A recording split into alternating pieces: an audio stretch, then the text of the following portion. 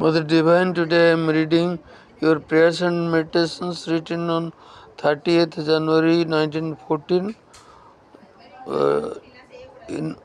On 30th January 2026, ଜାନୁଆରୀ 30, 1914। ମୋ ଭିତରେ ଯାହା କିଛି ସଚେତନ ସେସବୁ ଅବାଧରେ ତୁମର।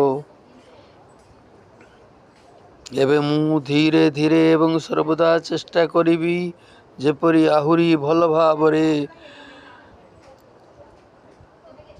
ସେହି ମଗ୍ନତଳ ଅବଚେତନାକୁ ଜୟ କରିପାରେ ଯାହା ବର୍ତ୍ତମାନ ବି ଅନ୍ଧକାରାଚ୍ଛନ୍ନ। ହେ ପ୍ରେମର ଦିବ୍ୟ ପ୍ରଭୁ, ଚିରନ୍ତନ ଶିକ୍ଷାଦାତା, ଆମ ଜୀବନକୁ ତୁମେ ଚଳାଇ ନେଉଛ। ଆମ୍ଭେମାନେ କେବଳ ତୁମ ମଧ୍ୟରେ ଓ ତୁମରି ନିମନ୍ତେ ଜୀବନ ଧାରଣ କରିବାକୁ ଚାହୁଁ। ଆମର ଚେତନାକୁ ଆଲୋକିତ କର, ପଥ ଦେଖାଇ ନେଇ ଚାଲ।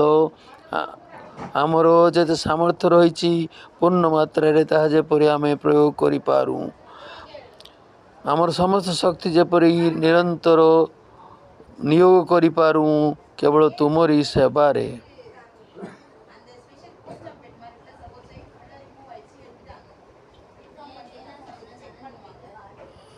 ଜୟ ମା।